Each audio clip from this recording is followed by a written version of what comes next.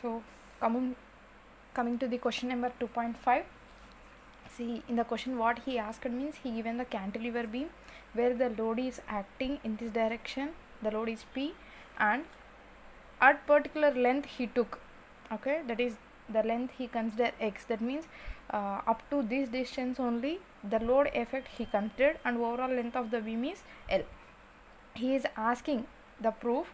You just show that the strain energy is equals to P square L cube by 6 EI for this length only, okay. And the second proof what he is asking means, you have to show strain energy is equals to this term sigma square by 18E into volume of the beam. And third one, he is asking what is the ratio between the strain energy when the load is axially acting and normally acting, okay. So first one I am going to prove first one.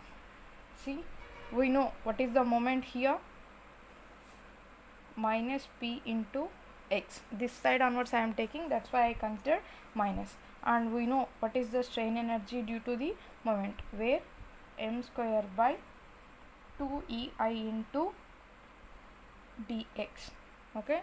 That is nothing but integration of what is the m value, minus px, that is nothing but p square x square by 2EI into dx, okay.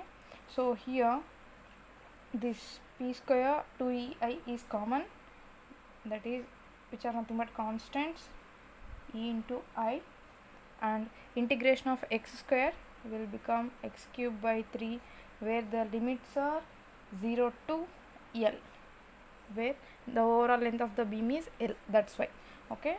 So then it will become P square L cube by 6 EI, okay. Hence proved. First one is proved, okay.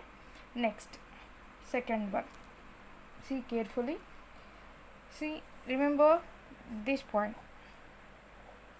Consider this one as a first equation, where for this much length what will be the strain energy, okay, that indicating by this one, this value, okay. So we know strain energy, the basic strain energy formula is half into P into dou L. From this I will write dou L is equals to 2U by P, okay. That implies dou L value is equals to, I know the U value. What is the U value?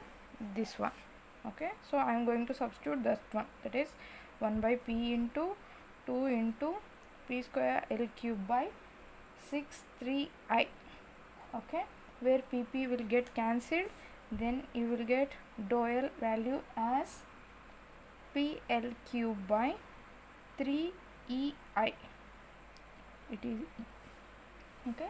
So now you got the elongation value PL cube by 3EI.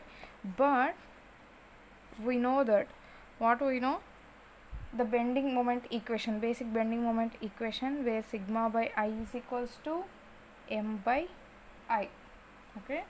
That implies sigma by, see, consider it is a circular section which is having a depth d, then y is automatically d by 2, then m is P into L. Now I am not considering this x length only, I am considering for complete beam, okay. Even though it is cantilever, I am considering complete length, okay. So the m is load into perpendicular distance L by, what is the I, BD cube by 12, okay. Because it is in circular in this manner, but it is a rectangular section, like that you have to take. So BD cube by 12, even though it is a rectangular section, the depth will be d, okay. That's why I took y as a d by 2. That implies, I'll write from this sigma is equals to P into L into 12 by BD cube into d by 2, okay. After simplification we will get sigma value as 6PL by BD square, okay. Then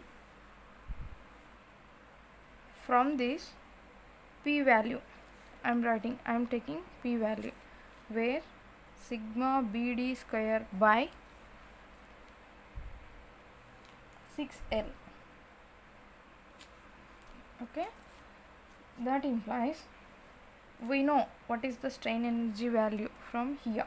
Okay, so U is equals to P square L cube by 6EI, and in this one I am going to substitute P value from this. Okay, so that sigma BD square by 6L whole square into L cube by 6EI. Okay, that implies simplification sigma square B square d power 4 into L cube by 36 L square into 1 by 6 EI. Okay, so then calculations, then after simplification we will get this value as sigma square B square d power 4 into L by 36. You just take this E also here, and instead of I am going to write BD cube by 12, that is nothing but 12 by BD cube. Okay, then DD will get cancelled, this BB will get cancelled, then it will come sigma square into B into D into L by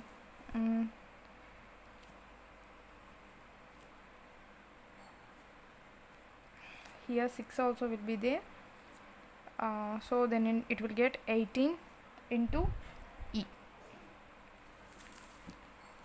Okay, so therefore second one, where strain energy is equals to sigma square by 18E into B into D into L, which is nothing but sigma square by 18E into volume of that beam. Okay, so the second one also proved. Okay, next going to third one. What is the third one means? We have to find the ratio of strain energies of axial strain energy to the a basic strain energy. Okay, so what is the basic formula for axial strain energy? P square L by 2AE. Okay, then what is the U value? U value is nothing but P square L cube by 6EI, which we got from the equation 1. Okay, so that implies P square L by 2AE into 6EI by P square L cube. Then this will get cancelled, it will be square, therefore you will get UA by U as